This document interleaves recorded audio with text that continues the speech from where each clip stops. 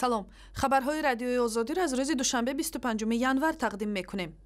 وزیر امور داخلی تاجیکستان گفت چاره‌های شدید امنیتی روز یکشنبه تمرین نیروهای انتظامی بود و نباید مایه نگرانی ساکنان کشور باشد. رمضان رحیمزاده در نشست خبری در دوشنبه روز 25 ینور گفت هدف از تمرین‌ها جلوگیری از هر گونه خرابکاری و عمل‌های تروریستی است.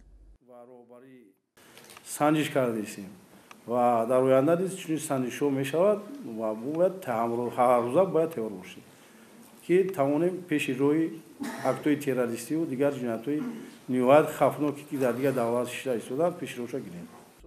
وزیر در این نشست همچنین گفت محیدین کبیری رئیس حزب ممنوع نهضت اسلامی تاجیکستان در پیگرد اینترپل قرار دارد و حرکت آزادانه او در ترکیه و ایران مایه تعجب است. رمضان رحیمزاده آماری نو درباره حضور شهروندان تاجیکستان در صف گروه‌های تندرو تروریستی در عراق و سوریه را اعلام کرد و گفت شماره جنگجویان تاجیک در صف گروه دولت اسلامی و دیگر سازمان‌های تندرو از 900 نفر هم گذشته است.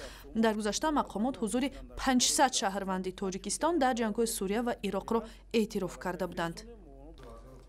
دادگاه شهر دوشنبه دو جوان تاجیک را با گناه عضویت در سازمان تندرو دولت اسلامی و قصد انجام عمل‌های تروریستی در تاجیکستان به سال‌های طولانی زندان محکوم کرد. دادگاه اسماعیل سامانی روز 20 ینور خبر داد که باباجان رجبعلی زاده شهر کلاب و صدرالدین جباروف ساکن ناحیه رودکی به عضویت در سازمان افراطگرا و طرحریزی عمل‌های تروریستی گناهکار دانسته شدند و اولی به 17 و دومی به 18 سال زندان محکوم شدند.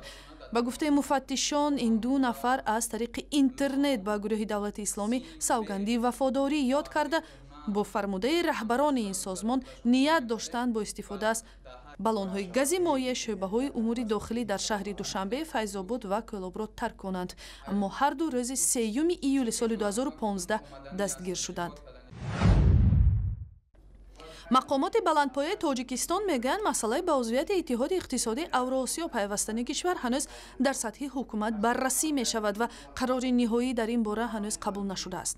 عبدالفتاح غایب رئیس خدمات گمرک روز 25 ینور در یک نشست خبری در دوشنبه در این باره خبر داد و گفت روسیه خود این مسئله در خود هم بررسی حکومت قرار دارند. من نسبت این مسئله نمیتوانم. فقط همین است که یک قسمت که اگر در هنگام وارد شدن ما یک قسمت وایای گمرکی در قسمت گمرک فریسکون هستند، اینو خواهیم نخواهم برهم می‌خواهیم. با اتحاد اقتصادی اوراسیا به رهبری روسیه، جمهوری بلاروس، قزاقستان و قرقیزستان و ارمنستان شاملند و به گفته کارشناسان هدف روسیه از تأسیس این اتحاد یک نوع احیا کردن شوروی سابق است. حکومت تاجیکستان تاکنون گفته است که سود و زیان عضویت در اتحاد اقتصادی اوراسیا را آموخته و سپس درباره وارد شدن به آن تصمیم میگیرد. فروش ریشه قاقو که در تاجیکستان همچون گیاه شفابخش استعمال می شود در شاهراه دنغره کلاب اوج گرفته سرچشمه درآمد موسمی ساکنان دهات کناری راه شده است. از جمله ساکنان روستای گلینای عریق ناحیه دنغره از تل و تپه های اطراف ریشه قاقو جمع آورده به ماشین های سری راه می فروشند.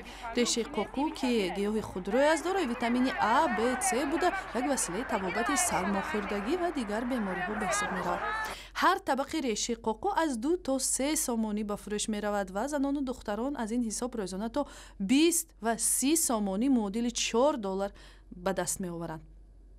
و برای دریافت این خبر و ویدیوی بیشتر به سایت اینترنتی رادیو آزادی، صحیفه های آزادی در فیسبوک، توییتر، یوتیوب و هم ضمیمه رادیو آزادی برای تلفنی همراه مراجعه کنید.